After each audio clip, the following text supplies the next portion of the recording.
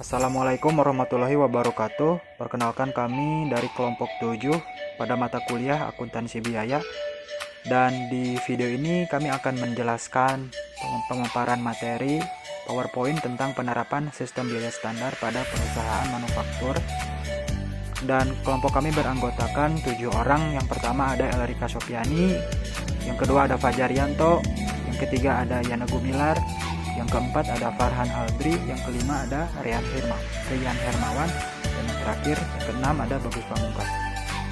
Outline presentasi kita ada 4. Yang pertama ada pembahasan, yang kedua ada penelitian, yang ketiga ada hasil penelitian, dan yang terakhir ada kesimpulan. Untuk itu mari kita sama-sama menyaksikan atau mendengarkan penjelasan berikut ini.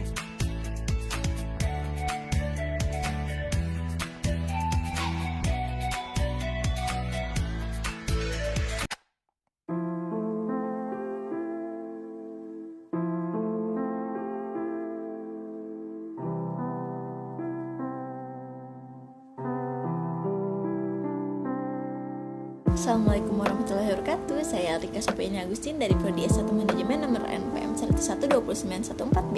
Di sini saya akan menjelaskan tentang apa itu konsep biaya. Ada yang tahu tidak? Di sini dijelaskan konsep biaya yaitu nilai rupiah sumber daya yang dikorbankan untuk mewujudkan tujuan tertentu. Tujuannya, pengorbanan sumber daya adalah untuk menyediakan produksi atau jasa guna memenuhi kebutuhan customer. Menurut Hansen Muffin, kas atau nilai ekuivalen yang dikorbankan untuk mendapatkan barang dan jasa yang didapatkan atau diharapkan bermanfaat di masa ini atau di masa yang akan datang, guys. Gitu. Jenis-jenis biaya digolongkan menjadi 3 bagian. Pertama, ada penggolongan biaya menurut hubungan biaya dengan sesuatu yang dibiayai. Itu contohnya ada biaya langsung dan tidak langsung. Kedua, ada penggolongan menurut kegiatan perusahaan. Ada biaya produksi, pemasaran, maupun administrasi umum. Dan yang terakhir, ketiga, ada penggolongan menurut perilaku hubungan. Ada biaya variabel maupun semi variabel. Sekian yang saya sampaikan. Terima kasih.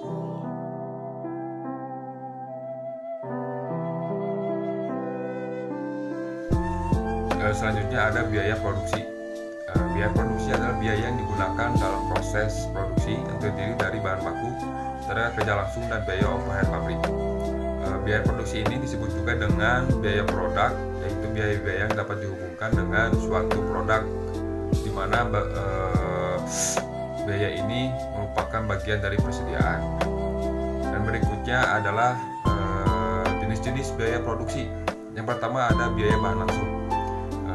Bahan yang menjadi bagian yang tak terpisahkan dari produk jadi dan tidak dapat ditelusuri secara fisik dan mudah ke produk tersebut. Yang kedua ada biaya tenaga kerja langsung. Digunakan untuk biaya tenaga kerja yang dapat ditelusuri dengan mudah ke produk jadi.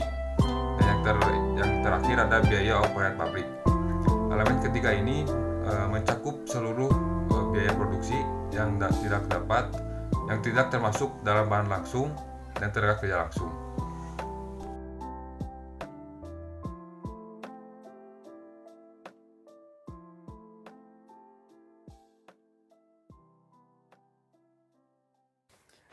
Analisis selisih biaya produksi.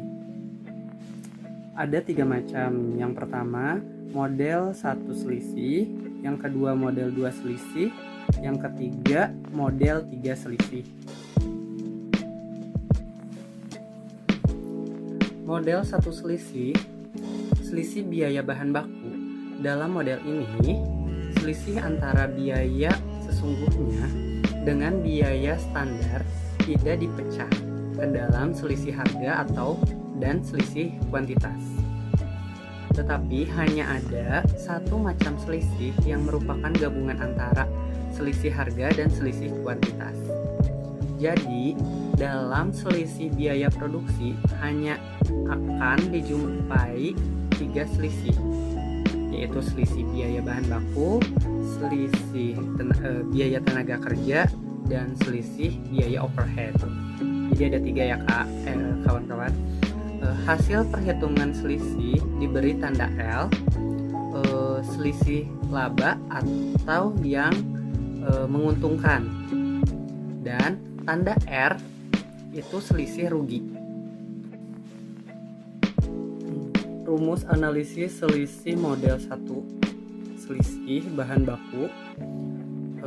Total selisih sama dengan harga standar dikalikan dengan kuantitas standar, lalu dikurangi harga sesungguhnya dikalikan dengan kuantitas sesungguhnya. Nah, itu untuk rumus total selisih gitu. Nah, untuk yang kedua, model 2 selisih, yaitu selisih biaya bahan baku juga. Dalam model ini selisih antara biaya sesungguhnya dengan biaya standar dipecah menjadi selisih harga dan selisih kuantitas atau efisiensi. Rumus perhitungan selisih dapat dinyatakan dengan persamaan berikut ini. Jadi selisih harga sama dengan harga standar dikurangi harga sesungguhnya dikalikan kuantitas sesungguhnya. Itu untuk selisih harga.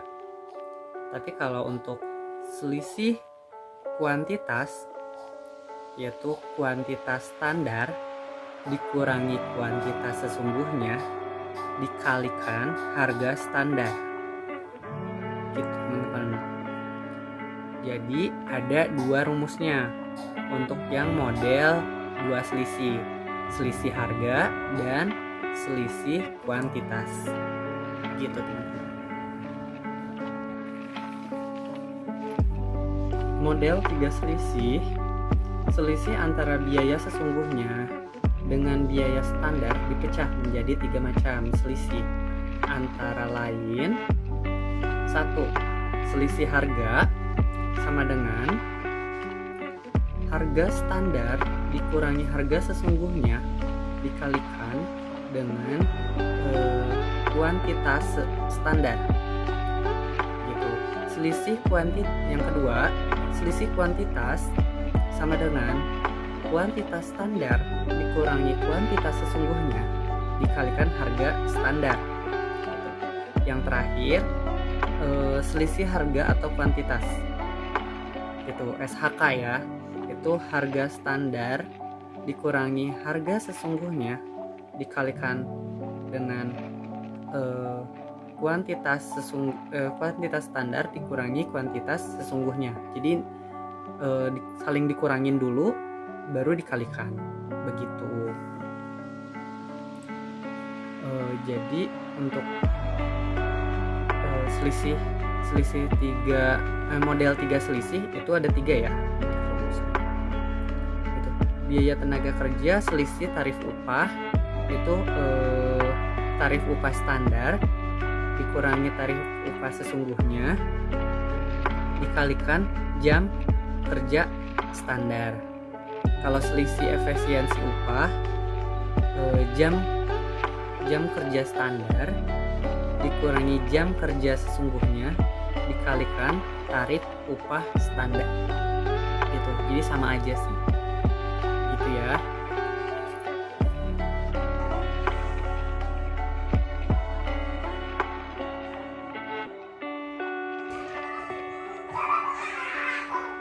Assalamualaikum warahmatullahi wabarakatuh. Perkenalkan, nama saya Bagus Pamungkas, NPM saya 101206992. Dan di sini saya akan melanjutkan pemaparan materi yang sebelumnya telah disampaikan oleh teman saya.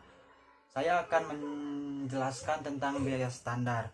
Nah, biaya standar adalah biaya yang telah ditentukan sebelumnya untuk memproduksi satu unit atau sejumlah produk selama suatu periode tertentu.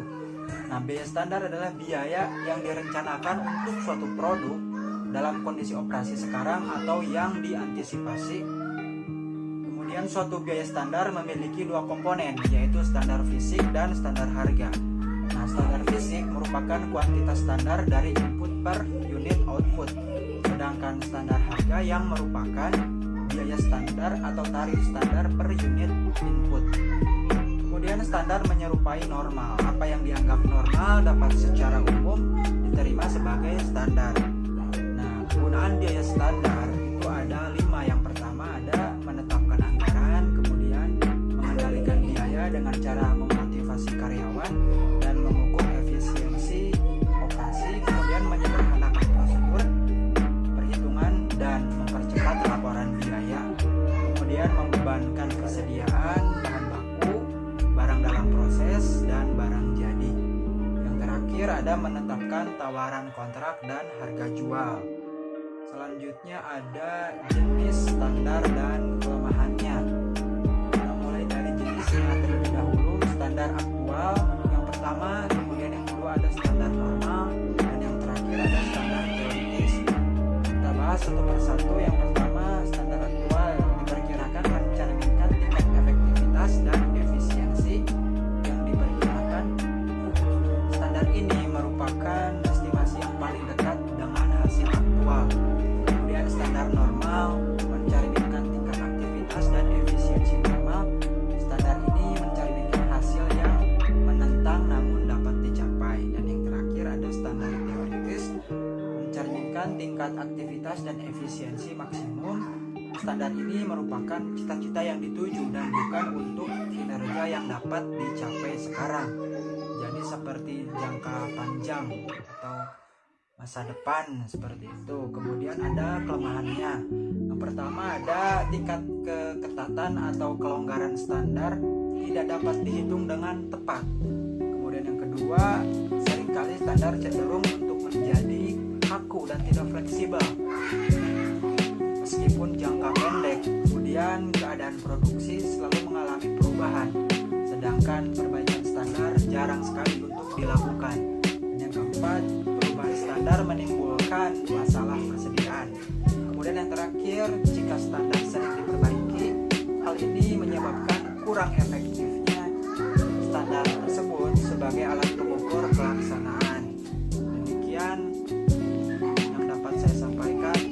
Assalamualaikum warahmatullahi wabarakatuh. Metodologi penelitian, hal-hal yang harus diperhatikan atau dipastikan. Yang pertama ada lokasi, jenis penelitian, sumber data, teknik pengumpulan data, definisi operasional variabel, dan juga teknik analisis data. Lokasi, jenis, dan sumber. Lokasinya kita berada di Pekandangan, Kecamatan Bruto, Sumeneb, dan jenisnya kita lakukan dengan penelitian kuantitatif. Sumbernya kita lakukan dengan data primer dan juga sekunder. Baik, saya Rian Hermawan Nurahid. Di sini saya akan melanjutkan pemaparan dari teman saya, yaitu mengenai teknik pengumpulan data. Teknik pengumpulan data yang dilakukan dalam penelitian kali ini ialah dengan studi lapangan, yaitu metode pengumpulan data yang dilakukan dengan cara mendatangi perusahaan tersebut secara langsung untuk memperoleh data yang akurat. Pada kali ini kita ada 2 macam cara untuk pengumpulan data, yaitu wawancara dan dokumentasi. Untuk wawancara, yaitu merupakan metode dengan cara tanya jawab langsung dengan orang yang ditunjuk. Contohnya Bapak Taufan. Untuk dokumentasi adalah metode pengumpulan data dengan cara mempelajari dokumen yang telah dicatat perusahaan yang berkaitan dengan laporan biaya produksi. Selanjutnya, operasional variabel. Variabel adalah gejala yang menjadi fokus peneliti untuk diamati dan sebagai atribut dari kelompok atau orang ataupun objek yang mempunyai variasi antara satu dengan yang lainnya di dalam kelompok. Penelitian ini terdapat 2 variabel, yaitu variabel independen dan dependen. 1. Biaya standar adalah anggaran biaya yang sudah ditentukan di awal sebelum perusahaan melakukan produksi, antara lain anggaran biaya bahan baku, anggaran biaya tenaga kerja, anggaran biaya overhead pabrik. Untuk yang kedua, biaya produksi adalah biaya sesungguhnya yang dikeluarkan dalam proses produksi untuk menghasilkan produk, antara lain biaya bahan baku sesungguhnya, biaya tenaga kerja sesungguhnya, dan biaya overhead pabrik sesungguhnya. Untuk selanjutnya ialah teknis analisa data. Metode pengolahan data yang akan digunakan yaitu dengan metode kuantitatif. Adapun analisis yang digunakan untuk pengendalian data produksi dengan cara menganalisis data-data sebagai berikut. Untuk yang pertama, menetapkan standar biaya produksi pada perusahaan meliputi biaya bahan baku, biaya tenaga kerja standar, biaya overhead pabrik standar. Untuk yang kedua, penelitian biaya sesungguhnya meliputi biaya bahan baku sesungguhnya, biaya tenaga kerja sesungguhnya, biaya overhead pabrik sesungguhnya. Untuk yang terakhir, ketiga, analisis varian meliputi analisis selisih bahan baku, analisis selisih biaya tenaga kerja, analisis selisih biaya overhead pabrik, analisis selisih yang digunakan adalah analisis 3 selisih.